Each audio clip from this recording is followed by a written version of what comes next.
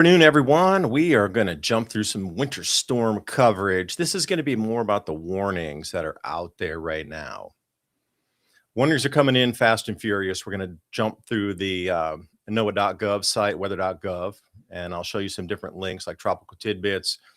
We're going to look over at the EIA site and check out what the power usage and power demand is currently. And we're going to run through just a whole bunch of different stories and maybe some updates on the ice. But the main thing is about these power outages, what the power demand is, where these storms are expected to go, and then this record cold and record snow that's inbound here. So I see a few things refreshing already up on my screen. So if I'm looking down, I have my screen a little bit further down than the camera to move it around because we were trying to bring a bunch of cables in because our power is going to probably go out a little bit later today. So in Summertown, Tennessee, love your channel. Yeah, thank you. And Summertown seems to be, do you have a report there of what the ice conditions are like? Because I'm going to just jump right up here into the power outage map. And this one's a pretty easy one. Y'all can find this one here. I'm going to put myself down in the right corner and we'll follow along. Or I'm just going to, go for a couple hours to take a look at this. Now, currently on the wide out view, if you want to look, there's about 1 million customers out of power in these states here. Now, this is going to absolutely increase. I've seen some Reed Timmer driving around in northern Mississippi, which is next to Louisiana in that bottom there where New Orleans is, next to Texas. If you go to the next state, that's Louisiana. One more state over is Mississippi, for those of you not familiar. And at the top northern part of that, where it's Tennessee, super long state, like where those two meet, I mean, they have devastating ice storms. Every tree has collapsed. Almost literally every tree has collapsed, broken. And the images on the lines too, there's a good, inch and a half, something on the lines. So as we were to take sort of a granular view here, we'll dive into Tennessee. I can't believe that, 92% of the people in Nashville are out of power. That's unheard of, a capital city going down like that. Kentucky starting to get in there. Georgia, there's a lot of power outages, but it's to the north and the east up there where North Carolina in the northeast and corner of that, as well as where North Carolina and South Carolina meet, that like tri-state area right there. Alabama, not doing too bad. That's, what's interesting is the southern areas that experienced those extreme thunderstorms this morning and just sideline winds. That's where the power outages are, is where the thunderstorms went to, not the ice storms, which were further up south yesterday, but they repaired most of that already.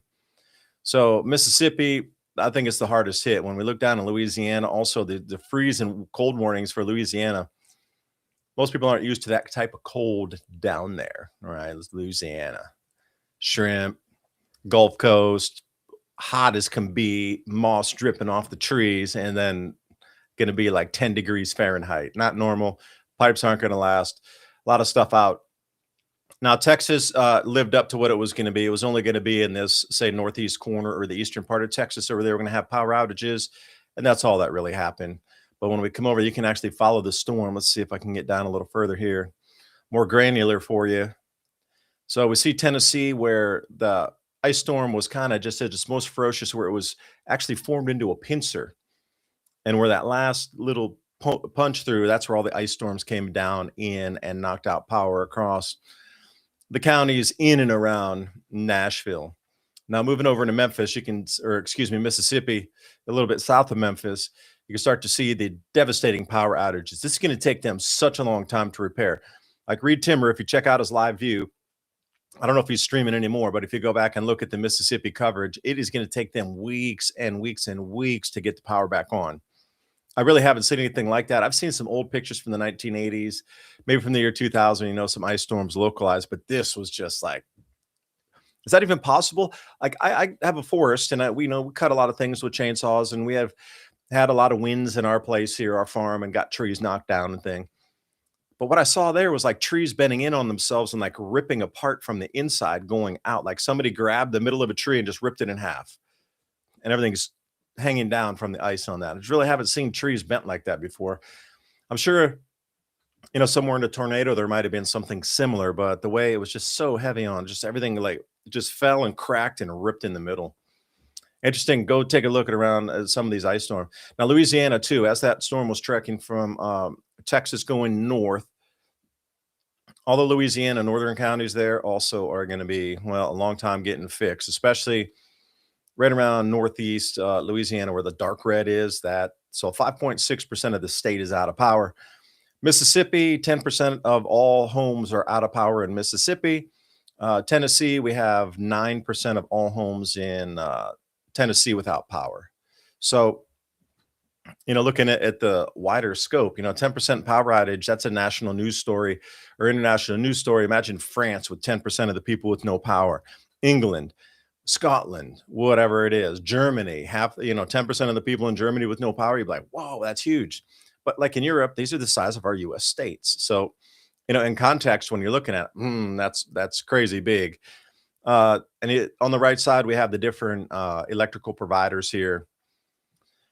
So if we do jump into Tennessee, I'm going to go here first because I know a lot of people are like, where are the power outages? Can I expect it? When are we going to get repaired? If you're listening on emergency radio on this one here, Davidson County, 91% of the people are out of power there. That is, if we go a little bit even more granular, we can find that's right where Nashville is. Then if we go a little bit further down to Hickman County, 94% of the people are out of power there.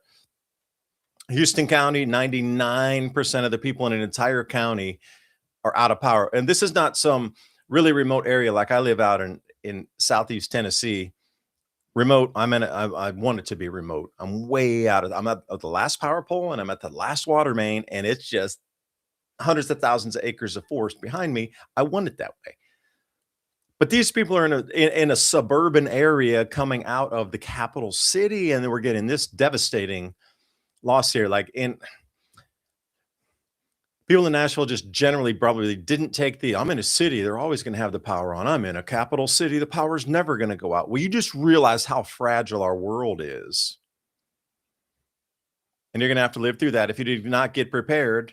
Perhaps the hipsters shopping at Whole Foods twice a day to go get their one-time meals will learn something from this. Now, what's interesting in Tennessee also, if you go to Johnson County, and that's right up near Bristol, and you cross over into Virginia, Motor Speedway's up there.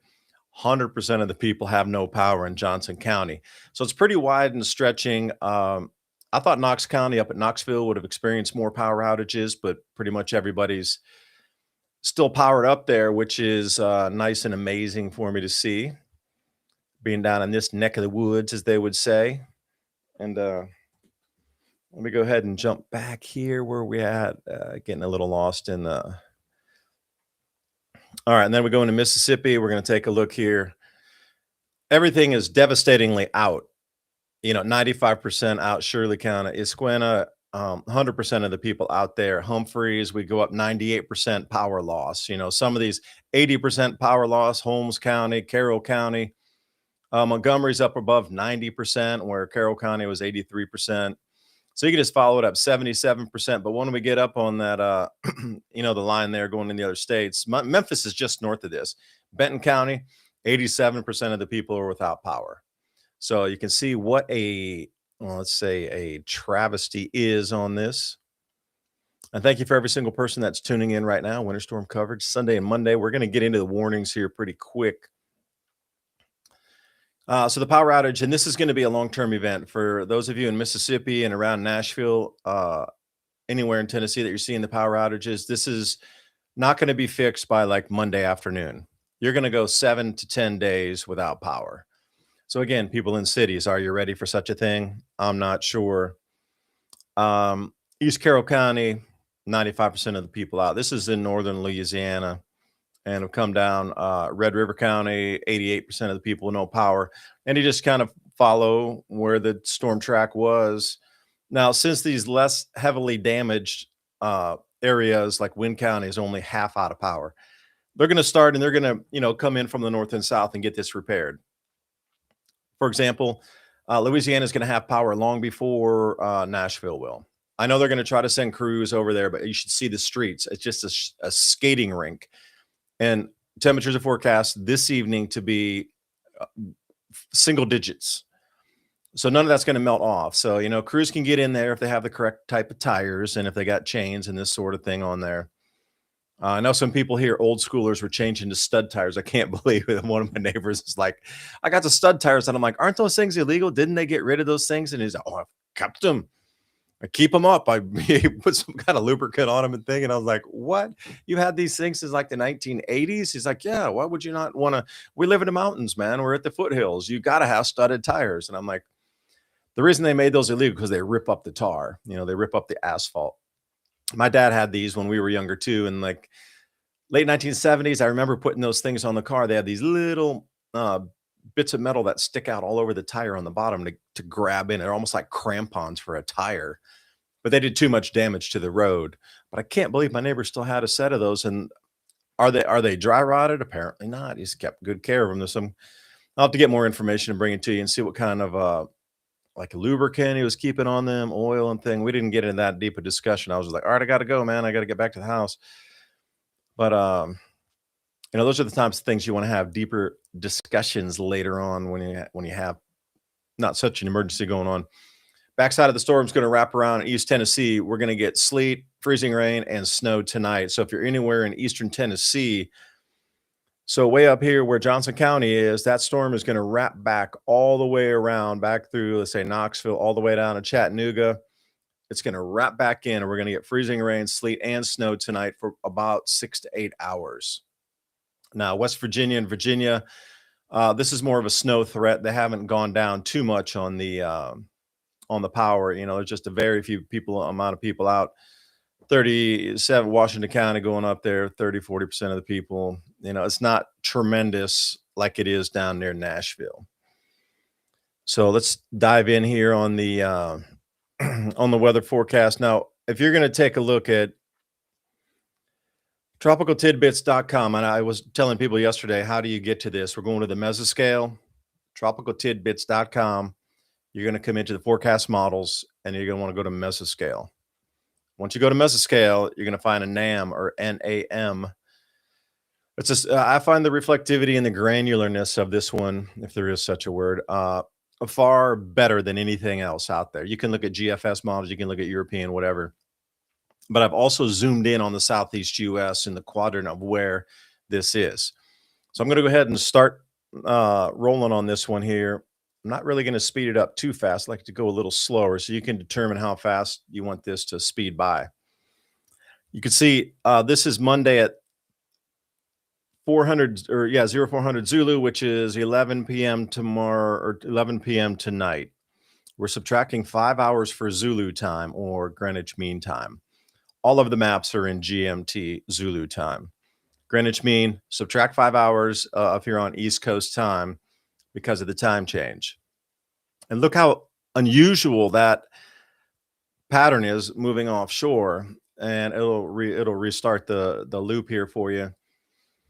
What we're looking for is this storm's clearing out and it's going to back in on itself. So as we come through the 1700s noon, and then the thunderstorms are coming through. But notice how in East Tennessee it turns into freezing rain once again, snow, and it's going to stick around, and we're going to get a bit of snow there until 1100 Zulu on Monday morning, which is around, say, 5 to 6 a.m. Then it'll start to clear out. But overnight, for at least 6 to 8 hours, we've got freezing rain and snow coming back in. And anywhere along the Appalachian Mountains there, definitely going to get a second. This is the wrap on the backside of the storm, so expect that on top of what you have. Now here, luckily, we got more rain than anything else, and it was heavy rain. Our creeks filled up in the back there. So for us, emergency water is the creek. Now it's been filtered down through the mountains, so it's not even that dirty. But we live in a sort of a more natural place anyway, not that much runoff. It's coming through the forest first. I know it's winter, not a lot of leaves to filter, but still the ground's not muddy at all going back in there. This is going to be your loop that takes us through the next, through Monday evening. The problem with this is the temperatures are going to drop. We're going to get absolutely frozen and bone-chilling temperatures. So this is where you want to go into the Let's see what we got. Regions. We're going to go to, if you want to see temperatures, you want to go to thermodynamics. All right. And then when you, there's no anomaly on this. So we're just going to go to temperature shaded. And this will absolutely show you how the temperatures are going to move. Again, you just click it on the player here, and we'll speed it up a little bit. But how are these temperatures going to start sweeping in? You see everything that's blue is either in the teens or low 20s. Where you see that white, that's single digits, and you can see those single digits are going to roll through the whole Appalachian area here. Looking for Sunday, Monday, Arctic air mass. So anything that's wet. I know here in East Tennessee, North Georgia, Alabama, we got a huge amount of rain over the last 12 hours. That is going to turn to solid ice here overnight. If you look at WBIR, those guys over at Channel 10 here in Knoxville, they're calling it a flash freeze event. Think about woolly mammoths flash frozen in the tundra in, let's say Siberia at the time. Modern day equivalent, something similar. The temperature is going to go from where we sit now in the 40s down to single digits in under 5 hours. So wherever you are now, at least here where I am, we're going to top out at probably 6 or 7 degrees tonight. So see how that white starts to envelop this area that was all rainfall. It's going to stay around for a few days. Like tomorrow's highs are only supposed to be like 34, 35. It's going to be cloudy. That's not going to melt off. We got another day or two to wait for that before it does melt out. But the temperature maps here are, well, they speak for themselves. And you can just see how all-encompassing this event is. 2 weeks from now, we have another one that's coming. So if you think you were at the end of winter and you got the last hoorah for this, not even close. We're going to come in with another very large event here. So again, thank you for watching and tuning in wherever you are. If you're on Telegram, on YouTube, or if you're on X. Yeah, you live up in Johnson City. Used to live on Pine Street up there. Yeah, Johnson City got whacked. I don't know what that scorpion hook came in there and took them out. So let's read a couple of comments here as you're watching the map flow through. We have been covering bring the plants in if you can. We have been covering ours with a sheet and a blanket. Now we took it off because obviously it's wet, but we're going to replace it with a dry blanket, dry sheet tonight. You don't want to put a tarp on your plants because that contact point of the plastic in your plant will burn that and kill your plant where the touch point is. Plastic's bad. It gets really cold. Plastic dog houses also, if your animals were to touch that, is really, plastic's very conductive for cool and heat, both. Yeah, don't go, all the plants will die. Coming in. Our power just got cut back on. We went out at midnight. Okay, where are you at there? Coming in from YouTube. What's that? Bethpage 10 FC, been without power since this morning. Yeah, there's some areas that are much harder hit than others. Show me state. Come on. Oh, it never rains in California. Oh, except the record rain and record snow and arc storms. You are kidding me, right? You got more atmospheric lows coming in there this year than any other time in history. Your reservoirs are full. The snowpack's above 400 inches, and it's at the top of the band on the meter. I just did a video last week. It pegs out at 3. They made a new chart. It pegged out at 400 inches deep on the snowpack, and some people are saying it's up above 700 inches now. So it never rains in California, except this year when you had multiple arc storms and 500 plus inches of snow. David, I did. Okay, this is a funny one. They wrote me a message and said, we're going to go get a grill up at Walmart. And if anything happens, we're going to grill our food with charcoal briquettes. And I was like, it's the middle of winter. They probably only have 1 or 2 grills in the whole Walmart. Good luck finding that. And I did find plenty of grills to choose from at Walmart. One was $80. The other one is still $148. Got one on clearance. Well, nice. Good find. They see that's ingenious right there. Not a lot of people are thinking about using grills to cook food if you lost power. And hope your neighbors pull together. I hope they do too. That's a big thing I keep talking about on my channel is people need to get together. This whole thing, we've been taught to divide, but we need to come together in these types of situations. You know, power's out now. People are lean on food. They didn't take the warning seriously. My brother lives 40 miles from Memphis. No power, devastated. Yeah, Memphis is going to be out for a bit too. It's just, I don't know if you've seen the storm chasers. I watched a fair few storm chasers over the last day or two, and man, the storm, it's just incredible thick all the way in Indianapolis, got a foot plus of snow. So here's the thing that people are not really talking about is this is the IEA, and this is the natural gas daily spot price from Henry Hub. So during this storm, you can see it went from approximately $3 all the way straight up to 8. Energy companies are going to pass this on to you as the cost. And also the bidding of the price in a wholesale on a megawatt, that is going to ramp up in prices. It always does as companies, regions are bidding in on this. And a buddy of mine, Kevin, sent me this one here. This is EIA.gov/electricity grid monitor. Anybody who wants to follow along here live on this one, EIA.gov/electricity/grid monitor. Now, this is an interactive, so you can see the different power providers. And the reason I would tell you that, so I can zoom this a little bit, is your power price is not always your power price during these emergencies. If there's not enough power, they're going to bid it up and get it at any price to provide into their grid, which means at the end of the month, when you get your bill, they're like, oh, it was an emergency. We paid this much extra for a gigawatt or a megawatt or whatever the purchase is on that bulk power. Oh, wait, our transmission line crew, they had to work overtime. There's going to be all these extra costs that are being associated with your bill this month. So, if you're in Memphis and your power goes out for 14 days, or Nashville, can you say, hey, I'm not going to pay my bill for half a month because no, because the repair crews, transmission line crews coming in to work all that overtime is going to be put into the bill too. Do you think these power companies are going to lose money? Are you insane? They're just going to pass the cost on to you. So speaking of TVA, it loads up and it shows now our grid down here is going to be 35,000 megawatts. So we're pretty far away from going grid down in terms of electric pulling on the total grid, like we went down a couple of years back, total blackout right around Christmas, and it lasted on and off as a rotated power for many a day. So you can see right now it's 2% up from the prior hour. So people are going to start cranking on the heat. Now this is going to rise significantly into the 30,000 range as we go through this evening. People are pulling back. They're saving on their energy right now. They didn't crank the heater up. Everything's electric. Hardly anybody's doing gas any longer. Heaven forbid fuel oil. That's an ancient thing. You got to be a dinosaur for fuel oil. Mainly in the Northeast, but down here, that's pretty much been stripped out. You don't have the choice any longer. You get your LNG or whatever, propane delivered in big 200-pound tanks and thing out here. But otherwise, you're pretty much on electric. Gas, you got to be closer into a city. They're not going to run gas lines way out to the countryside. Everything's pretty much electric, or you're on your own with your own tanks to heat your home.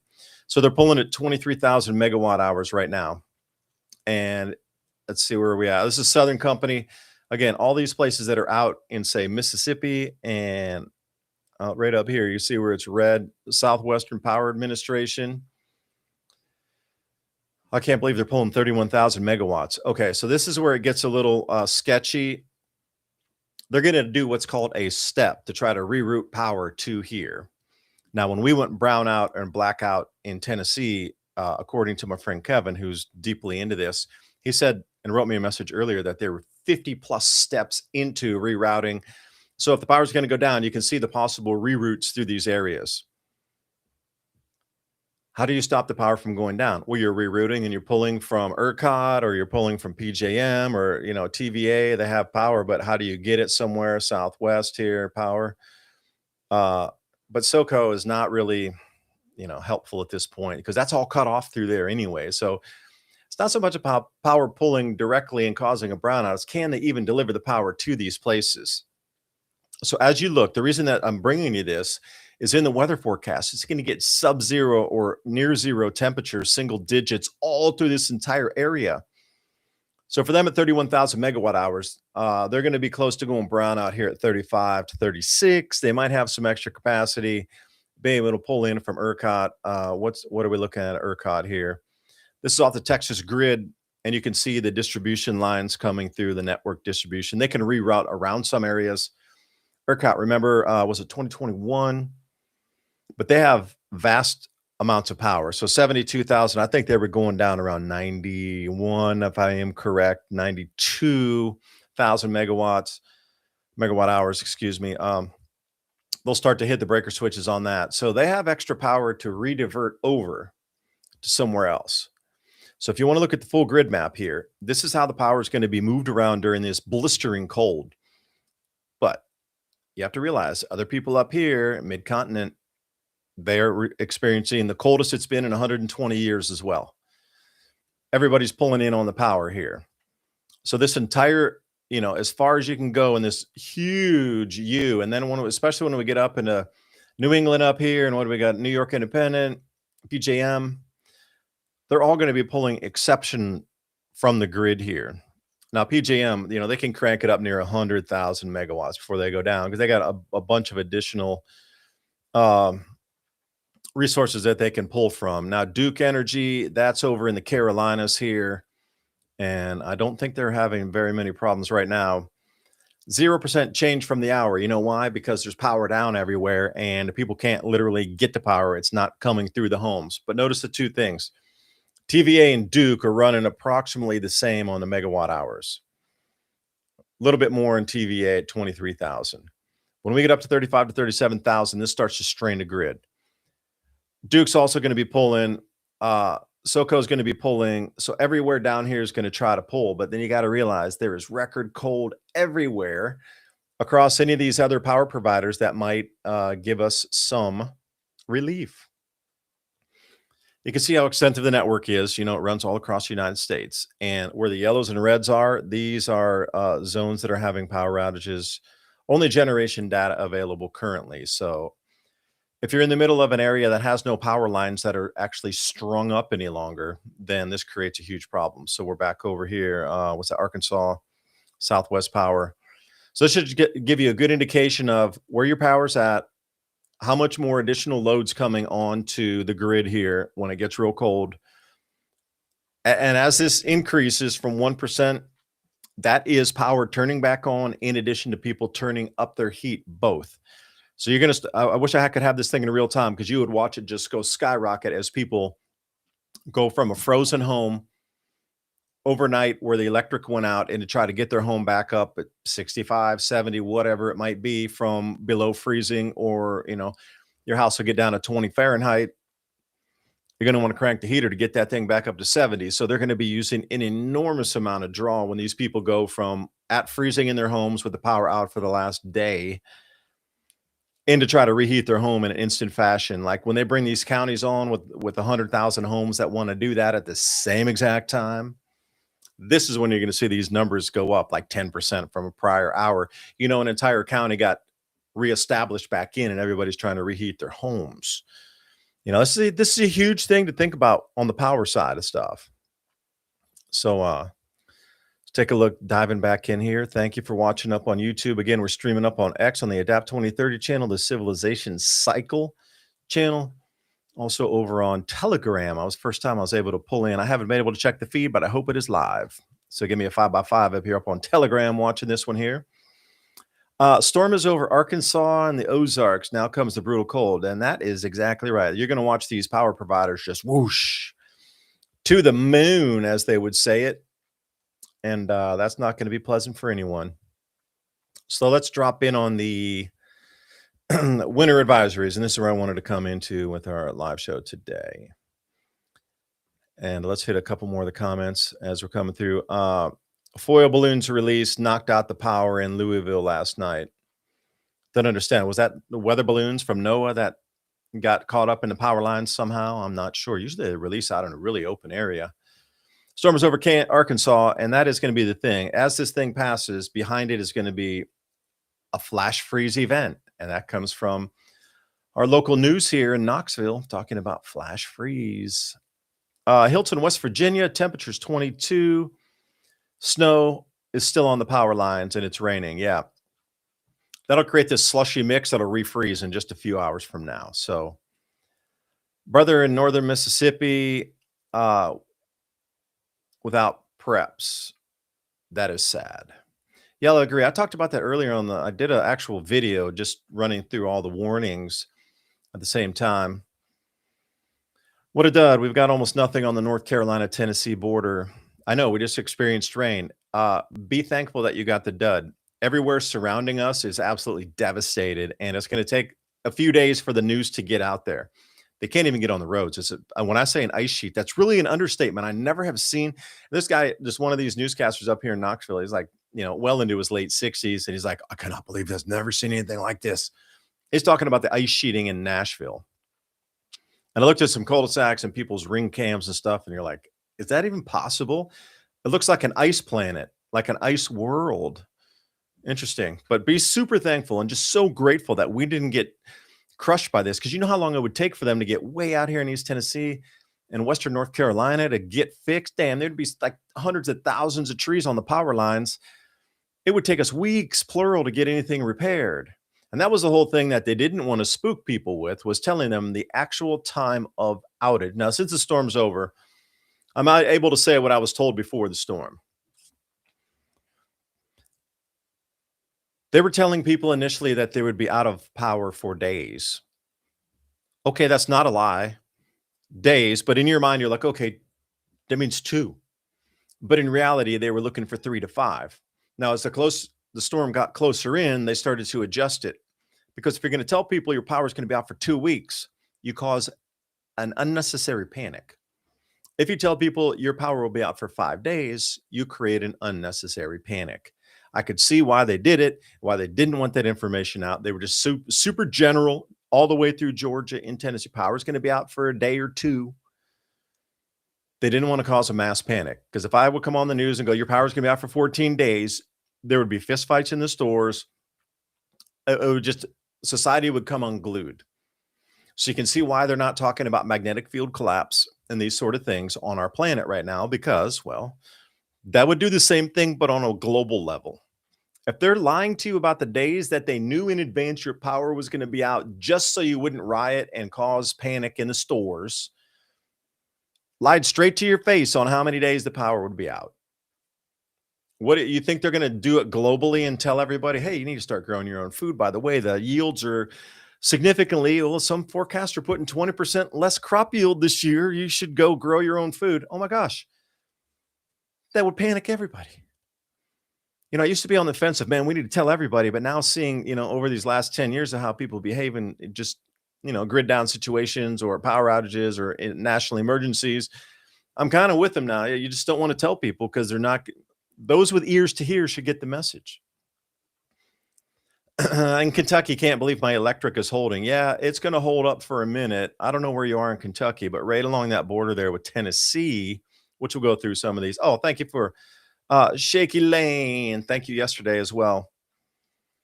Pair character exaggeratedly stretching his arm to offer a cup of coffee. Hey, I will join you with the coffee here. I got sorghum and coconut oil in mine. So cheers to you for that.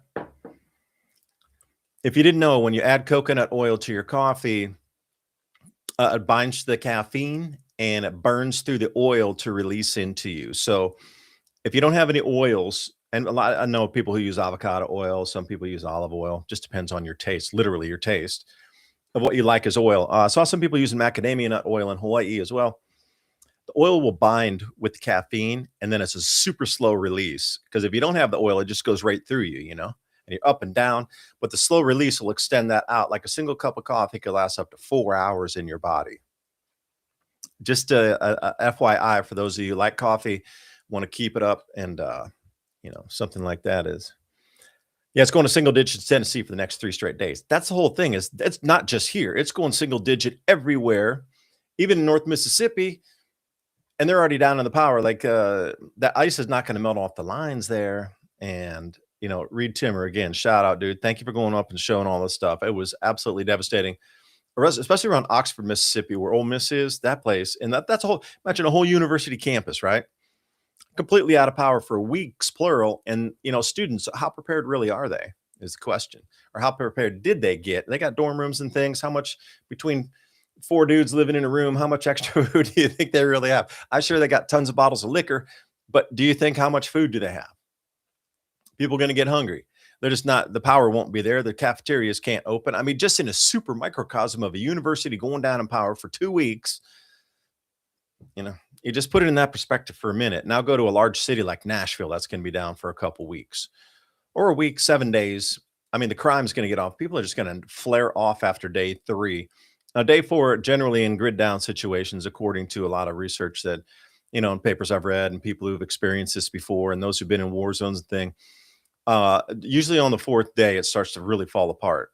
Like day 1 and 2, people are assessing it. Day 3, people are getting a little skittish. They're trying to move around, grab resources. Day 4, if you didn't eat after day 4, you're hungry, you're angry. And if your kids don't have food, you're going to do anything to feed your kids, right? So day 4 gets real sketchy. Day 5 is absolute serious danger to be outside. You are a walking target at that point. Day 6 forward, it's beyond the Mad Max zone. And, how prepared can people get? And can it even unthaw after the first 3 days, We use motor oil. Yeah, I saw some video of a guy the other day was doing perlite and denatured alcohol. And the way it would burn, because denatured alcohol is really clean burning blue flame anyway. And he added in the perlite, and he was using an old paint can. So he filled his paint can full of perlite, vermiculite perlite, and filled it near the brim of denatured alcohol. And that thing burned forever. Gave him this nice blue flame, heated up his greenhouse. And there was because they use it for marine fuels as well, for like in stoves inside closed cabins of boats. So that's the whole reason they were using that. I don't know about motor oil, if you could be a little more specific on what that might be. 86 degrees in Florida. I'm never leaving here. Where do you think you could go beyond there that would be nice and toasty warm? Maldives? Maybe. Caribbean somewhere? Maybe. YOLO. East. Well, here we got another report. Hour east of New Orleans as the Toyota rides. Hopefully, you're going to be down around 10 Fahrenheit tonight, so get ready for that. You're going to be about 14 hours at 10 Fahrenheit. I got some charts coming up for you. Claiborne Electric covers several parishes, and they're doing a great job. We never lost power. That's awesome to hear, because some of these forecasts were not as severe as anticipated, but others just overperformed and went off the hook, and a lot of people were not prepared of how intense it got. But again, you're talking about some of these things that you can't forecast until it's actually happening at that time. And see, this is the whole thing about it. Like, you can't even forecast anything at 3 hours out because it could bend at the last minute, but they're telling us 100 years in advance, like what it's going to be like. They're really, come on now. Can't believe 91% of the people in Davidson County have no power. Now, that should be big news. It is in Tennessee.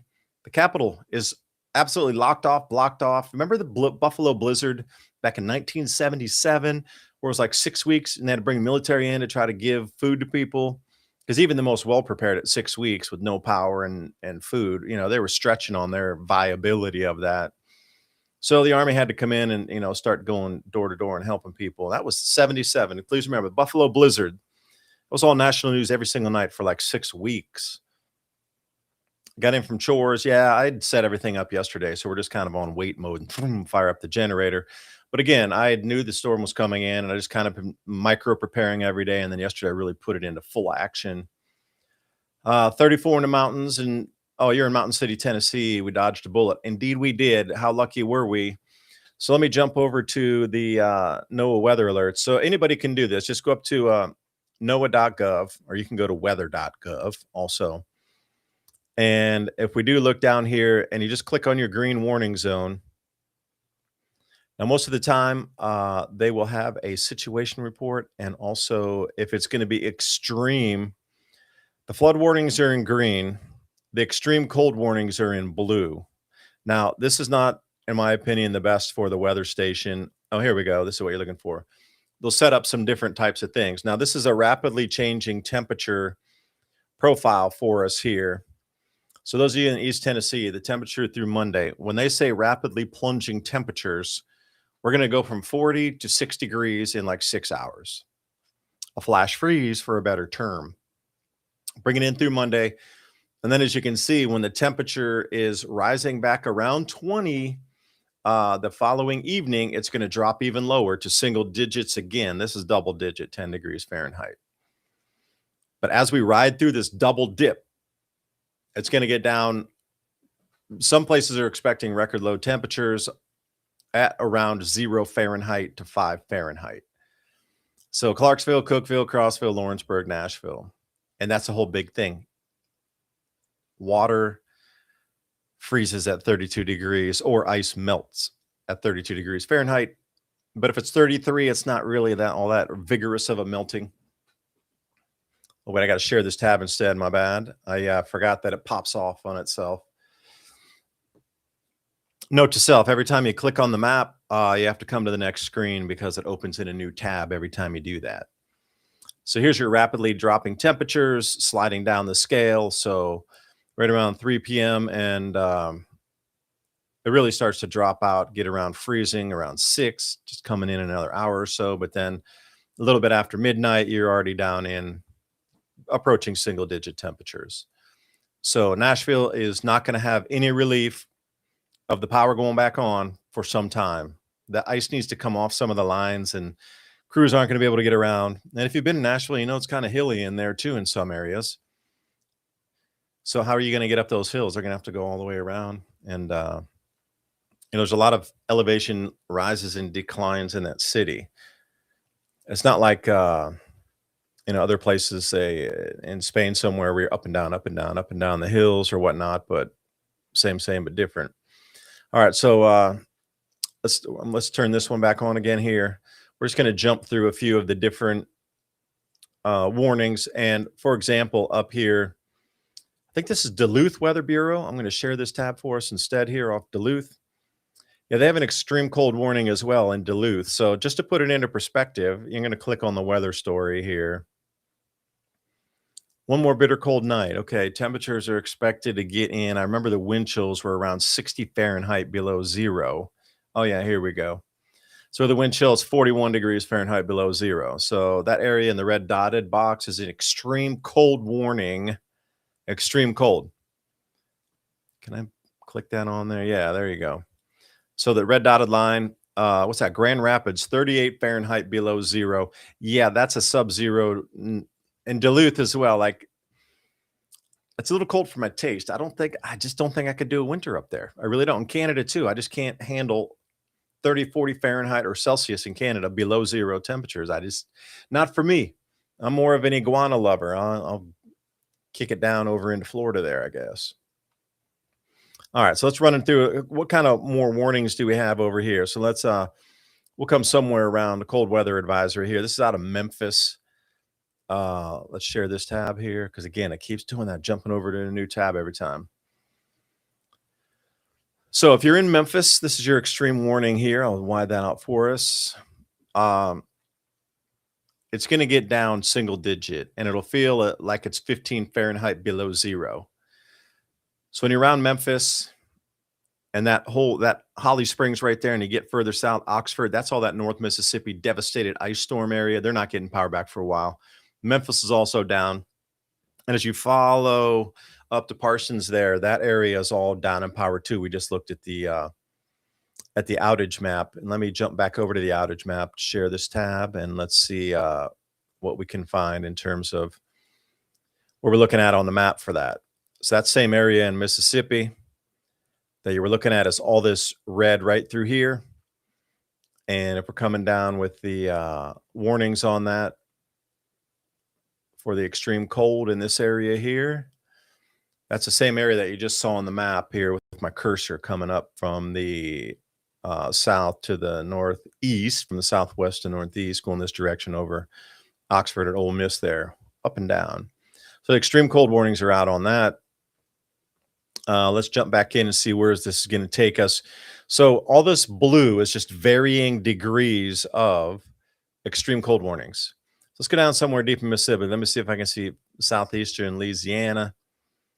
Let's see what we can find for cold weather precautions. Let's share this up here. Partially, potentially dangerous. So there's going to be a little more freezing rain on the tail end of the storm. And here we go. This is what you can expect here. Extreme cold warning all the way down in New Orleans, Grand Isle, Venice, or Venice, however you like to pronounce that. But wind chills are going to be in the single digits. Also, it's going to be about 10 Fahrenheit for a minute. You're going to get about 14 hours of 10 degrees Fahrenheit during this, and that's why this extreme cold warning is out here.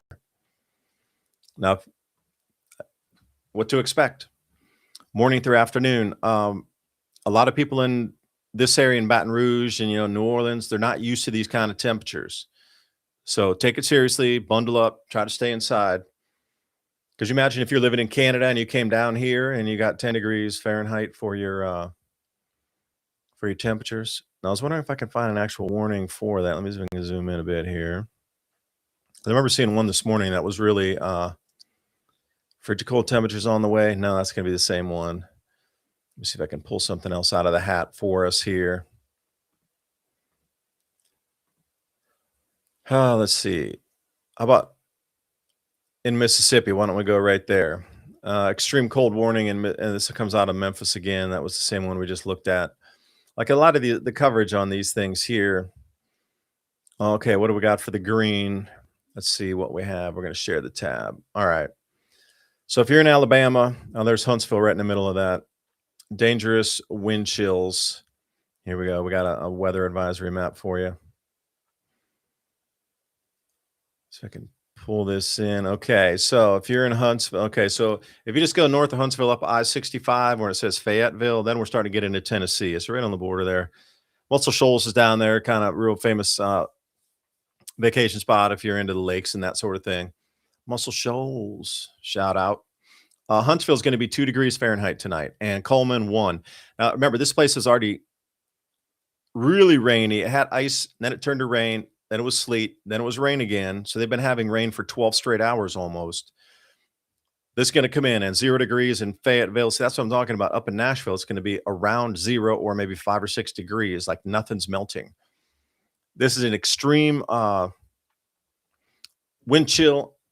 Although wind chill, I thought those were on the ground 2-meter temperatures. What the hell, Noah? What are you doing? You're supposed to be putting real ground temperatures in your maps here too. All right, so that was my bad. That was only wind chills at 2 degrees, not actual on-the-ground temperatures at 2 meters. It'll be an apparent feel, but the ice still won't melt, so that's the whole thing about it.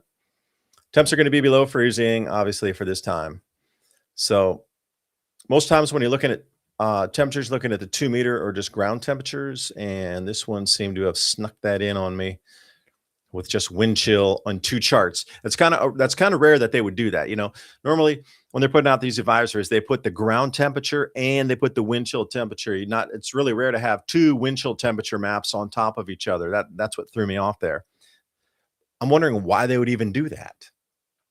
And if we get down toward Metro Atlanta, severe weather, Georgia, additional ice totals. Here we go. Let me share this one up for you. Yeah, the additional ice. If you're down near Atlanta, if you're planning to fly into Atlanta, this is another thing. The ground crews can't even get there currently. The de-icing efforts on the runways, solid. Atlanta's very, top-notch for these sort of things to get your travel, get it on. But everybody's so iced in, socked in, just an amazing amount of auto accidents everywhere. Travel is either at a snail's pace where you're going like 2 miles an hour or just not available. They had some freezing rain on the roads there too. Multiple accidents. Now the airport is to the south though, which is a good thing. But as we get toward into South Carolina there, that whole area that's red is going to be additional ice that's coming down over the evening hours. So we're getting the backside of the storm here wrapping in. And let me bring us back to, remember, if you want to go up here and check out the NAM 3 kilometer scale here. We're already on that one. We're going to come down into precipitation and moisture, and you want to go to MSLP, the freezing rain, and the full mix on that. So here we go. We can take a look at what our freezing rain is going to look like. Let's start the model and let it run over again. And here we are. So let me even, and then the regions are here. You can go a little more granular on the regions if you want to. I'm going to pull down into the Southeast US region, which will zoom the map in tremendously so you can really get a good indication on what we're looking at here. I'm going to start the run over again. I'm going to speed it up a little bit. There you go. So as we see, it's going to transition to rain, but watch the storm wrap back in on the Appalachian area, right down in that tri-state area. You're going to watch it wrap back in North Georgia, coming into the western part of South Carolina and western North Carolina. Watch how it wraps in from here, and then whoosh, it wraps back. You got the sleet and the snow and all that just coming in on the tapering edge, wrapping back around the storm. So you can expect refreezes, dangerous roads again, more ice, possible more power outages as this loops back in on itself. As you see, everything's pretty much cleared out by the 26th. Later in the afternoon, we're pretty much going to get cloudy to clear skies again. And when it gets that bone-chilling cold, generally you just get clear skies because the amount of moisture in the atmosphere at that cold temperature, there's nothing there to hold on to. It is absolutely an evaporative effect. So when it gets really, really cold like that, generally the skies are crystal clear. Like your star viewing is going to be off the hook. All the pollution's been pulled through, and then you're going to get in near zero temperatures. And it's probably the most twinkly and brightest you will see the stars in 20 years. I'm going to just, because I like to look at the planets and things out here with our telescope. The star viewing is going to be off the hook. So take advantage of it. I know you might get cold, but go outside for 5 or 10 minutes. It's going to be a view of the heavens that you will rarely see. Once your cloud cover passes, wherever that is on this map for you, once it gets clear, peek up at the stars. You're going to be mesmerized by the clarity and just like how close in it feels, like you reach up and grab a handful of them. So that's the whole reason with the Georgia advisory coming back in again, that they're still going to get the wraparound on the ice too. And we will here up around the eastern edge of eastern Tennessee and western North Carolina. So as we do jump up into western North Carolina, let's see what they got for their advisories up here. I'm surprised. Usually, oh, there it is, weather story. You want to look at that. It'll give you several different tabs to look at in terms of. So you got the ice and the hazards again. This is going to continue through tonight until tomorrow morning. So any of you out in like Greenville, Spartanburg, up into Asheville, all that whole western North Carolina over here, east in places like Sweetwater and these smaller towns, Athens, etc., in along the eastern Appalachia here, or western side of the Appalachian going east, you're going to be looking for some incredible amounts of still frozen rain precipitation coming down. This one here is going to take the additional at the end of the storm wrapping around. This is what you're going to look for. Another, 1/10 of an inch, maybe a 1/4 inch coming through. And finally, it'll turn to snow. And then that'll be the end of the advisory and the cold watches. So here I was mentioning Asheville. That's where we're going to get in. Now, through these areas anyway, the amount of power outages, because if you know that area, it's just lines tucked along the side of the road, enveloped by canopy of trees. Everywhere it's green. So with the freezing rain bringing those tree branches down, there's probably thousands of miles of line that are off, literally disconnected from the poles. It is going to take a minute to reconnect. Now, I'm not talking about transformer, substation, generation, transmission, etc. I'm just talking about the power lines that are coming to your house. Those are going to get disconnected, literally. And they got wind chills again below 0 at 5.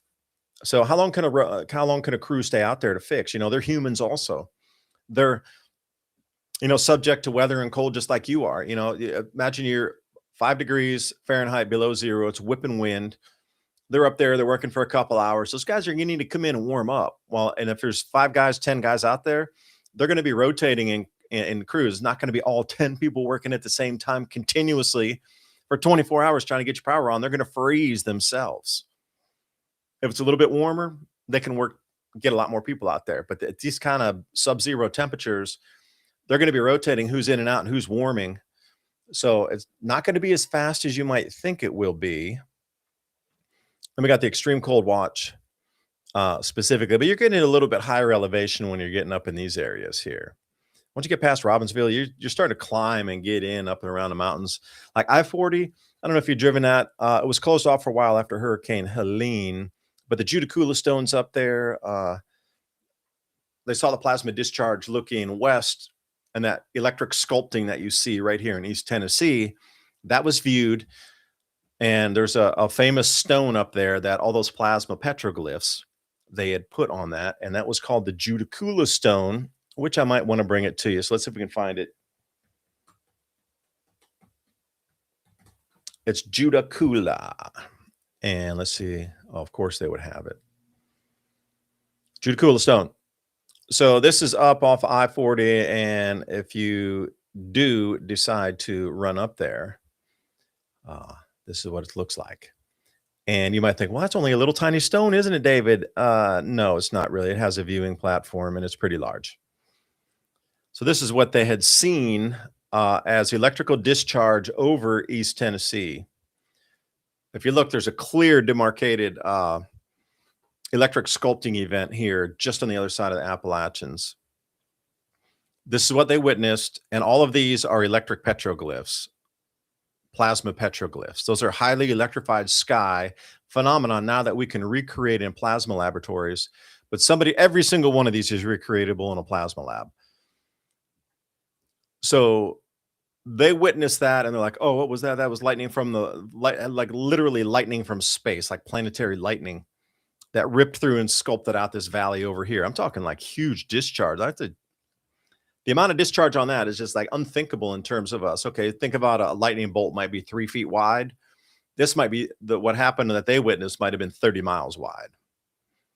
That's a scale, not 10 or 20 or 100x, but millions of times larger than anything we've ever seen ferocity-wise here in lightning strikes. Millions of times larger. This is what they witnessed. And I'm wondering what our planetary magnetic field would have been like to allow that sort of event to occur, that they could see it and then drop that in place there. So that's just off I-40 as you're coming up through before you get to Asheville. So you're coming up in elevation. If you've been there, you know what I mean. It does climb into the mountains there, and everything's really windy. It's just like East Tennessee over here in Appalachia. It's just like S-curve roads everywhere. Luckily, our power did not go down as much because it was rainy here. But anywhere, you know, as you're climbing up the mountains before you come back down valley again, Waynesville, Asheville, Barnesville, Newland, these whole areas, Robbinsville. And if you go on the other side, coming down there, you come over to like Hot Springs and that whole sort of area as you're climbing up Cherokee National Forest, Smoky Mountains National Park, just as you're going up into the North Carolina side over there. This is what I'm saying. Anywhere power lines are in there, they probably got dropped on the ice, and it's going to take, you know, multiple crews, multiple days, weeks to get that all re-repaired and reconnected. I mean, they were just finally coming out of Hurricane Helene damage. And now this adds on top of that. Vicious. So let's jump in. Where else do we want to go here? Indiana. We're going to pop up here, maybe near South Bend somewhere. Let's see if we can find that. Northern Indiana. They should. Oh, there it is. A weather story. When they have this, and multiple warnings are out at the same time. This will allow us here. Lake effect snow. Probably in South Bend, that sort of area, you're going to get a huge amount of lake effect snow coming off there. Dangerous cold Monday morning. And here's your wind chill feeling. They still don't have ground temperature on here, which is surprising. Usually they have both. It's a cold weather advisory. Should have ground temperature 2 meters and then 6 feet, and then minimum wind chills. So still around South Bend, 11 degrees Fahrenheit, below zero, sub-zero temperatures, going all the way down Huntington.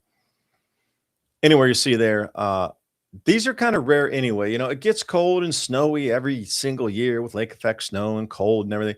But to get brutal cold, like dangerously cold wind advisories and cold advisories in these areas that are known to be cold places in winter anyway, just makes you think, like, this is some of the coldest that's going to be experienced in, get this, 120 years is where we're sitting on this. Oh, I didn't need to share the tab. My bad. These are some of the cold areas. But think about that. Once in a 120-year cold event is like sweeping through and following up behind this storm here.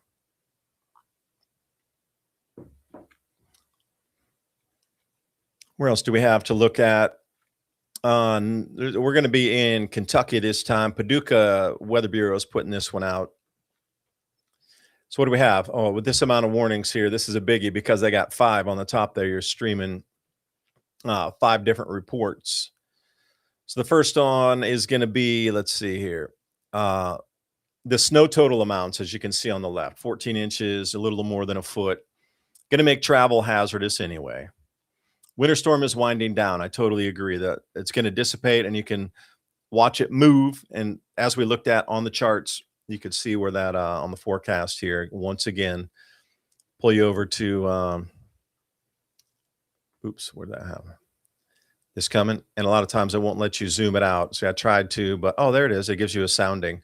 So to show you the temperature, this is where the weather balloons are, and they'll give you the sounding of where you are, pressure hectopascals, or like millibars is another way to look at it. Once you're at 10 millibars, you're way up like 87,000 feet or something. But the further down you get there, like 1,000 is considered ground temperature, 500 millibars, about a mile up, just depends on where your pressure ratings are on that with the temperatures. And you can go up to like 850 millibar, you're like 5,000 feet, or no, a little less, 3,000 feet. You can see the clearing that's occurring really quick. And I was referring back to the Paducah map here off their Weather Bureau. So as it comes through the end of the day today, it's going to start to clear out because it's moving to the northeast. And then all those areas like Maryland, Washington, D.C., New York, Delaware, they're going to get smacked. All snow. But be aware, this wrapping snow event and freezing rain once more on the entire edge of the line of the Appalachian chain here in Tennessee up into Virginia. We are going to get hit once more slightly, and then the storm will end. But you can see it's already passed out of the Paducah area totally, and we're still getting a wraparound here off the Appalachian. See, the storm's stalling right over the mountains there. That's what's happening with that. And let's take a quick jump in. Let's look at the power map once more and see where we're sitting on that. Now, these will change subject to the amount of power outages. Doesn't look like we've really added too much. But yeah, Nashville Electric. Let's see where we sit with Nashville, capital city, out. Robertson County, 87% of the people without power. Oh, okay. So Davidson County dropped slightly. Remember, it was at 91%. Now it's 88%. So put this in perspective. It takes them about 2 hours to take 3% of the people. So you're about 1% per hour. So you got 88 hours approximately until the power would be fixed, if it could. But I'm sure there's more severe areas. I'm sure the easiest low-hanging fruit, no pun intended, were the easiest to repair, so they repaired them first. But if you're going to track this at 3% over 2 hours, then do the math. 88 hours. That's longer than 3 days. So you could jump back in and take a look there. Let's go back onto the warnings map for just a moment. I'm curious what's up here in Colorado. This comes out of Boulder. Share this one here for you. Oh, what do we see again? Cold warnings, right? Winter weather advisory. The cold looks, let's see, chilly up there. Oh, Fort Collins, 1 to 2 degrees. Oh, wait, those are inches. My bad. Again, some of these charts. Storm totals. Okay, well, that's not really an incredible amount there if you're only talking about 2 inches. But where you get into that blue, it's over 6. I don't even see anything yellow on the map that would indicate a severe snowstorm in Colorado that has taken over there. But with the winter weather advisories coming in, that's where that sit. Light snow this afternoon, this evening, for those of you in Colorado. Foothills, Palmer Divide, 1 to 3. Yeah, there's really nothing egregious on this map here. It's just an advisory. It's not even, say, a warning. So it looks like the end of the winter storm is occurring out that direction. But let's head somewhere. I want to go to northern. Let's go to northern Illinois here and see what's happening. Share this tab one. All right, here we go. We got the weather story once again happening. Bitter cold temps this week. Here we go. Zooming out on that. What do we have here? So 20 degrees below zero for the wind chills. Okay. Lowest wind chills Monday morning into Tuesday. So if we're taking these, Sunday is on the left, Sunday tonight into Monday morning, Monday to Tuesday is on the right. You can see temperatures warm up significantly from 20 degrees Fahrenheit below zero. If that's a warm up to 6 degrees. So you added 14 degrees of warmth in that, quote unquote. I can't believe it. Oh, that's funny. We'll leave that on for just a second. Let me read a couple more comments. Where are we on here? 34 in the mountains. Weather force multiplier. Yep. Owning the weather by 2025. I do not maybe want to go there in this broadcast, but the storm seemed very strange the way it formed, intensified, overperformed in certain areas, underperformed in certain areas. None of the models were correct until within minutes of these storms arriving. Then it was in play. So we're supposed to have AI helping us with these models. We're supposed to have everything else under the sun coming in to allow us to have the best forecasting ability ever. And then we sit here hours before storm arrival and they still haven't gotten it correct. Do I want to pay a global tax for that? No, I don't. If you can't tell me 2 hours before an impending storm's here, like really what it's going to do, I'm not believing your hocus pocus, whatever that might be. Did I mute my mic? No. Is my mic on? It should be on. That's scary. If it is, no, default mic on. Please let me know. Tap, tap, tap. Found one of my propane tanks. Use that. Awesome. Firewood rules. Yes, it does. Before the storm, I took a couple of days before I knew this was coming in, I wrapped my firewood in my pile to make sure no snow, no water got on it. It's just laying out there, drying up in the field anyway. We've got a big old stack about 10 feet long, couple cords at least in there, all split, ready to go. Covered it up, make sure it was watertight. Because when you burn hardwoods in a stove, if there's bark on it and the bark absorbed water, or there's snow on it, it smokes a lot and your heat is not there. You don't get the burn that you should. And that's the way it is. You got to keep your wood dry. And yeah, I would say something about this as well. Crazy. The energy efficient appliances are here, yet we're worse shape. Because I remember everything. My grandparents had those old clunky refrigerators and everything worked, never went out, never broke, never had when you bought a new one, never saw a repair guy buy their place ever. They never talked about machinery breaking, any types of appliances breaking. In the 50s and 60s, that stuff was built, to last for a lifetime. One purchase for your life. Now there's planned obsolescence in everything. Terrible. All right, so how's Duke Energy? Well, I don't know. Why don't we go take a look here and let's see what's happening at Duke Energy. See if the demand has increased since that time. Now, remember, this is an interactive map where you can just slide it over. It's kind of like Google Earth or whatnot. We're on the Midwest here. Got to wait for it to load before I can jump directly into Duke. Over on the side there. So they don't have, they'll load that up there. Yeah, there you go. See, Midwest, they have a lot more to pull from, and their usage is far, far, far larger than like TVA or Duke. So we can see how much the loading percentage was over. So the higher the load coming on, people turning up their heat in their homes. Yeah. So nobody's really been reconnected. So you're at static. You're nowhere near remotely possible of going to a rolling brownout or blackout. You got to be above 30,000 megawatt hours before you even get any danger from that. And if people like at SoCo down there are not pulling from the grid, they can just reroute that up there so fast, provided your lines are still intact. Right. So it's not in other areas too, where the storm passes. If the draw is not so vast on their grid, then you can push the power right up to you. So here we are again, going to take a second for it to load. There you go. 2%. We're down here. They have a lot more generation capacity and then like say TVA does, for example. So SoCo, they're going to be somewhere around 45,000 hours or 45,000 megawatt hours before they get in any danger of going anything remotely grid down.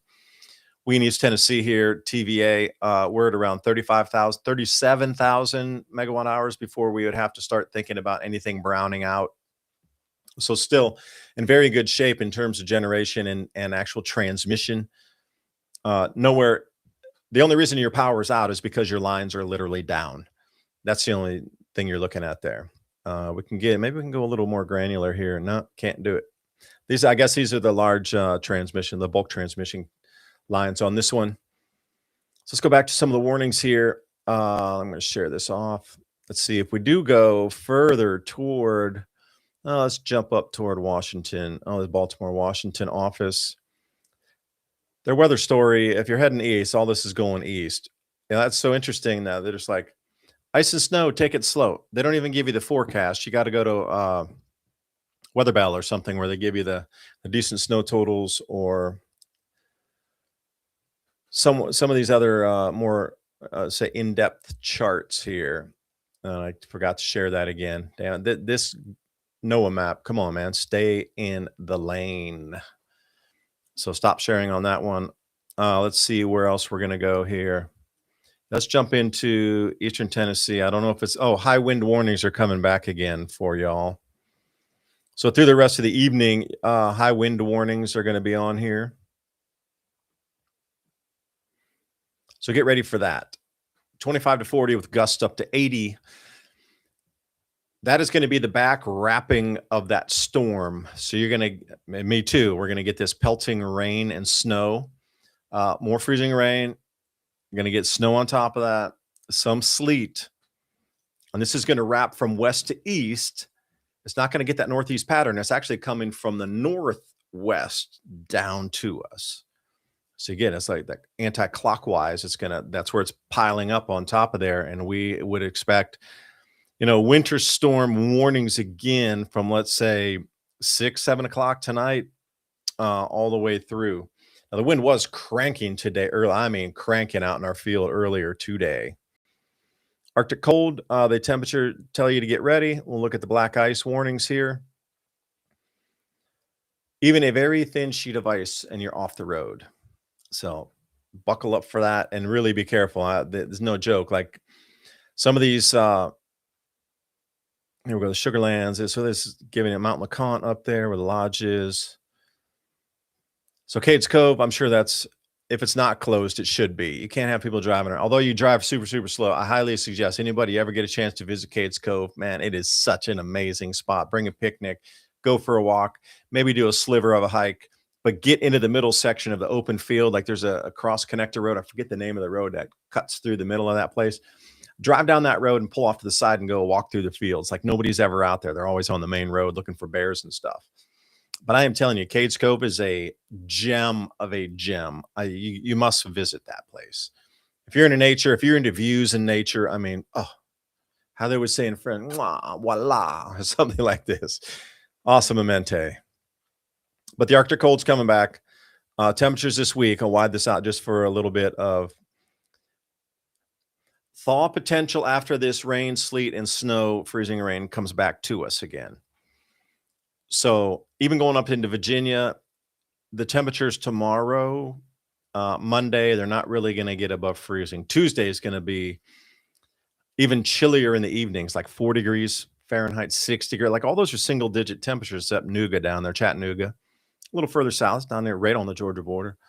So any of these temps are not going to you're not going to have a chance to unthaw until you get into Wednesday, really, and maybe even into Thursday. The 33 degrees is not what I would call, again, vigorous melting.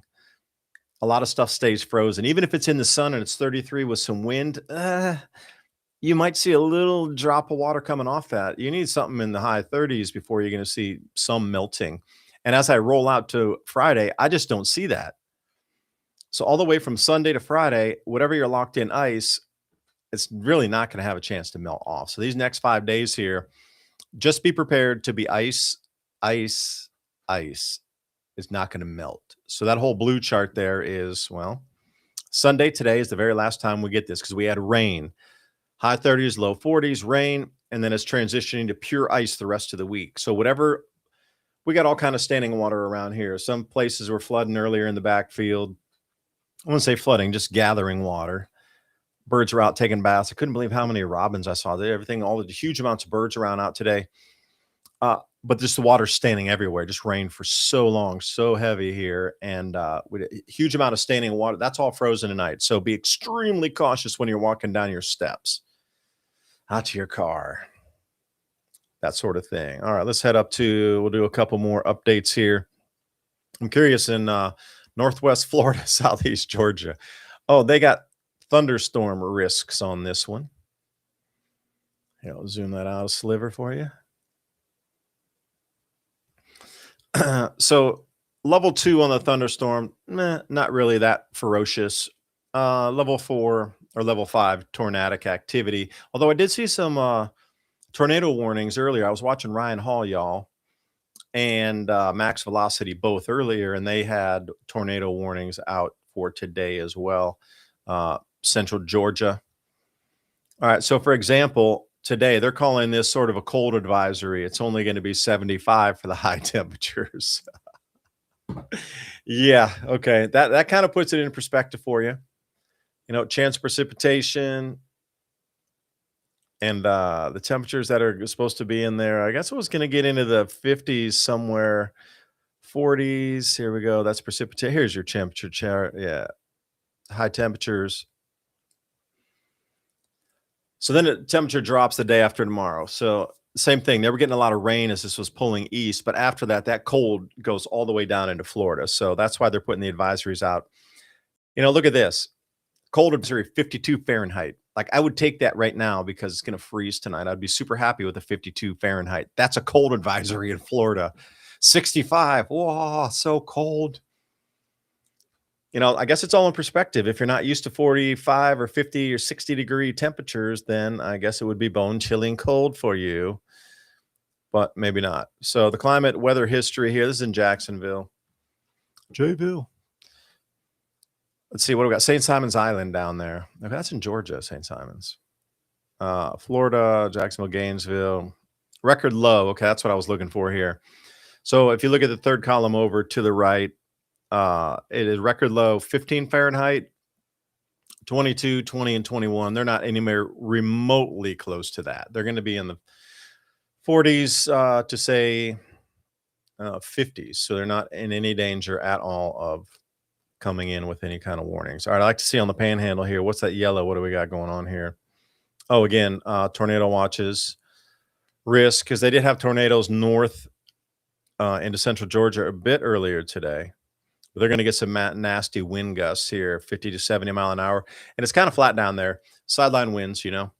Tornado watch area, current radar, hazardous wind chills. Okay, here we go. And as we saw in New Orleans as well, the wind chills were going to be significantly cooler than most people are used to.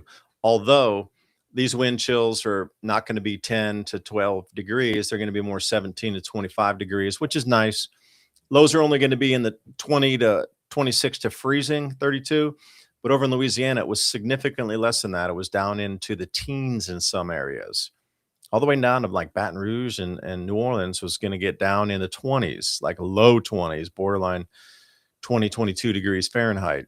They're not used to that. This is still cold. Imagine, you know, going down on holiday, this time when people might go down on holiday to Florida, you know, chilling out in the Panhandle, Destin, whatever you're out down there, Apalachicola, checking all the jets flying back and forth, Panama City, and you're like, yeah, we're going on break. Yeah, it's going to be nice and warm. Get out of the cold. And then this comes and follows you down there.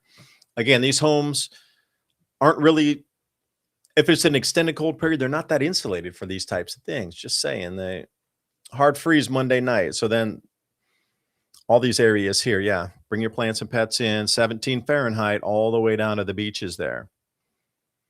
Will they get a little glaze of ice? Perhaps. Now, I do want to tell you one thing. If you go further south on the map here, let me come back. Where did I find that current radar? Yeah, can we zoom? No, they don't let you zoom it. But if you go down into central Florida and southern Florida, the Seminole First Peoples, they talked about the Everglades having a glaze of ice in the 1600s. Now, this after DeSoto came and all these things. So they had already had contact. But so some of the records and stories and accounts or reaccounts of that area. So there was a term they gave this called the Great White Rain. Now, this occurred for about 10 years in a row in the 1650s. We got to wind the clock back here. Thin glaze of ice on the Everglades every single year for 10 years.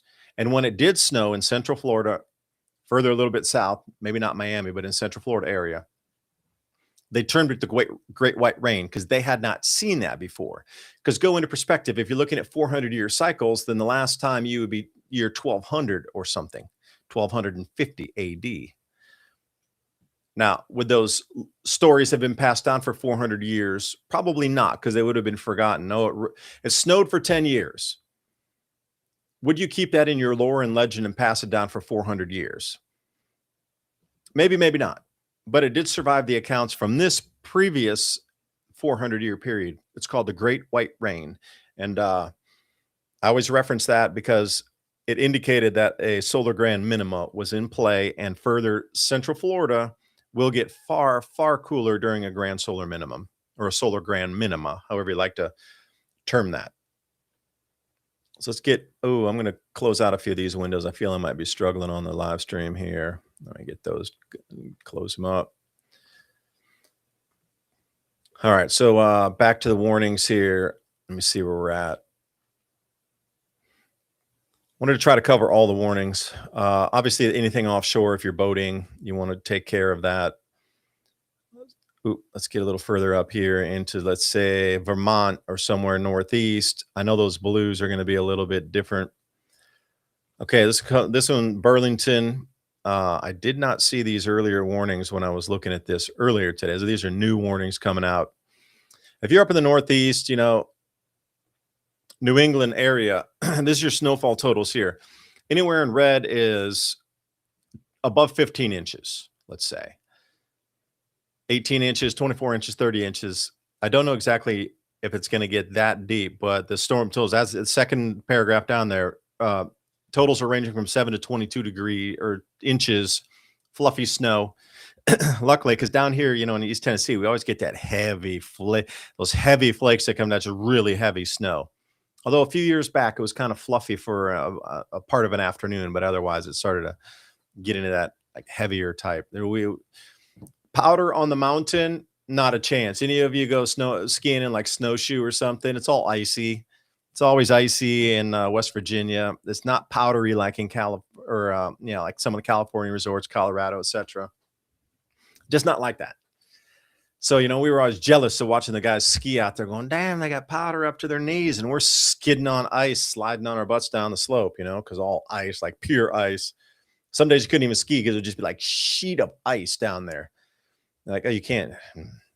Ridiculous. Anyway, it was fun. Let's see, what do we got here? Extended range NOAA warning here. So the Mount Ascutney NOAA weather radio will be down for an extended period of time due to a known issue. Okay, please tell us the known issue. You already know what it is. Why are you hiding that information? Was it a theft? Was it ice? Was it a landslide that took it out? I mean, you already know a period of time due to a known issue. Was it mechanical failure? Do you think you could give us a little more? Because I'm one of those guys who do want to know. I want to know why your radio transmitter's out. The following NOAA weather radio transmitters may be able to provide service during the outage. So they're gonna make you switch over to 162.45 or 425, or off of New Hampshire 162.525 megahertz for those of you operating radios. You could probably get on the mesh core net as well. I don't know how far up their network is going for mesh core instead of using ham. In mesh core, you don't need a license because the broadcasting frequency, the megahertz, is in a different range. So you're not going to need a license to be able to broadcast on mesh core. Check it out, MESHCORE. And why won't you tell us why your repeaters are down? That's my question. All right, let's get up here and some of these purple areas. What are we, northeast Maine up here? Caribou Off's putting this one out. This is one of the slides I did feature in the video earlier today. If you want to go take a look at a little bit more slow pace, where I'd explained a few of the charts in terms of just snowfall. So moving into heavy snow, this validates and just kind of corroborates, backs up the other. chart that you saw up in Vermont. This one's in Maine, so they're next to each other. You're going to get same type of snow totals, 8 to 12 inches, 8 to 24 inches, something like that. And what else do we have for warnings? We don't. That's it. Caribou man. But again, they're used to snow. It's wintertime. It's not like a wow factor thing here. And let me see if I can get down into Chicago, because I know they had some crazy like ice warnings out. See if I can find this one for you. I'd never seen this kind of warning before. It was a ice blockage in the rivers warning, but it's not there anymore. So if you're up on Lake Michigan there, southern Lake Michigan, the lake effect snow, Gary, Indiana, all the way to South Bend, is going to be ripping tonight. Inch an hour plus, and they say an additional 3 to 6 inches. Like if you're driving, you can get caught in that. You don't want to get caught in that. Let me share that screen. I guess I'm caught greens right now. So that'll be a 3 p.m. about a couple hours ago. Warning for that area. Bitter cold into the AM tonight. Yeah, 20 to 25 Fahrenheit below zero. This is wind chill though, not ground temperature. 15 to 20 on that. So get bundled up if you're going out. That'll rip through your clothes. I really didn't like that biting wind when I get in these temperatures. Something I'm not a fan of. But again, all these incredible cold temperatures. And what's the 4-day outlook here? Coming up. So if you're anywhere up in that location area coming out of Chicago and their weather bureau, wind chills below zero, sub-zero temperatures. The Monday highs actually 5 to 10 Fahrenheit. So these are ground temperatures for you. Get a chance to look in that. All right. So let's I'm going to leave the model run here. Let's look into some comments right now while we're having this. What's this? Maybe aluminum main lines suck. Yes. Just get a Mr. Heater. All right. I don't know that one. Just get a Mr. Heater, Big Buddy propane heater, no electricity required. Safe to operate. These units, the 12, is that a foot? A quick attach hose? 20-pound propane. Those are the ones you just see everywhere that you can go in and replace it. I remember getting, when I first bought those things, they were like $35. Now they're like $65 to replace your cylinder. I tried to return a cylinder. I was like, hey, I used it. I need to downsize. I want to get my money back for the cylinder. And they're like, we don't do that. You can't just turn the tank back in and get like your deposit back for it. You got to replace it. So once you buy it, you're stuck with the tank. Used to work for a company that supplied Duke with coal. Drove a Joy shuttle car. Okay. This is a goodie. So coming back to that Mr. Buddy comment, my Mr. Buddy lasted 2 to 3 days on low setting with a 20-pound cylinder. Really? That's interesting, because I find in my generator, I got a Honda 2200i dual fuel. When I went, that'll rip through an entire tank in like 18 hours. But if you put it on eco mode, you could get 8 hours for 3/4 of a gallon of gas. But again, when you're trying to run fridges and run, Starlink and all these other things, you're blowing through the fuel pretty quick. And that's why we keep extra fuel. And I know, we got a lot of lawn equipment too. Like we got 4-wheeler bush hog attachment that has its own independent Briggs and Stratton on it that runs the blades. Pull behind, we got zero turn, that sort of thing. We got all the weed eaters, all the mowers, everything to keep the farm up and running. So we go through fuel. So I'm always trying to recycle it through. So in instances like this, I have relatively fresh fuel inside there, because we're always trying to burn it through the engines of all these other things. We'll fill them up, run it through. So it's the same thing with food preps. It's the same thing with fuel preps, except obviously for propane, because that you can put the tank back in there, come back 4, 5, 10 years later, and it's still good. It's a gas. But if you have anything with ethanol in it, forget it. So I always try to keep 1 to 2 5-gallon tanks of 100%. That way it'll last longer. Fuel preps and rotating with your storage is super just as important as rotating your water if you're keeping it in bottles, or rotating your food so you don't get super expired food. Personal story, we were cleaning out the garage and I found a small stack. There was a 5-gallon bucket of things that were like a to-go bucket where you could just grab it and run. It wasn't like a long-term storage. It was sort of a in-between, got to get it and run. Stuff was from 2021. Again, I would not be eating that. There was fish, tins of fish, this sort of thing. Not advised to eat fish that's over and expired out of date, but you know, the salt was still good. I ended up using the salt because salt never goes bad. It comes from the earth that's millions of years old and it's in a mason jar. So you can reuse salt, that sort of stuff. What else was in there? Baking soda, that sort of thing. Black silk Folgers, loving it, man. We got the Folgers. I'm on the coconut milk tea. Coconut oil, loving it. That was from an earlier conversation. Please allow me to have a quick throat refresher here with the oil.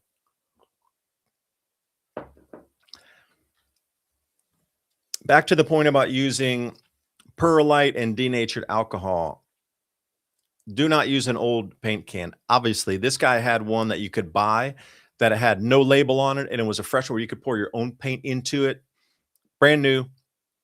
And I'll agree with you. But if you'd seen that trick, I don't know the guy's name, and he was showing you different ways to heat your home with different types of fuel. He was even using hand gel in a muffin pan.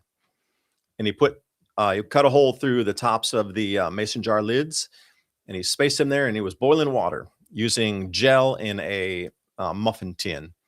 And he ran through all the different fuels on what the clean burn was on 91% alcohol, 70% alcohol, denatured alcohol.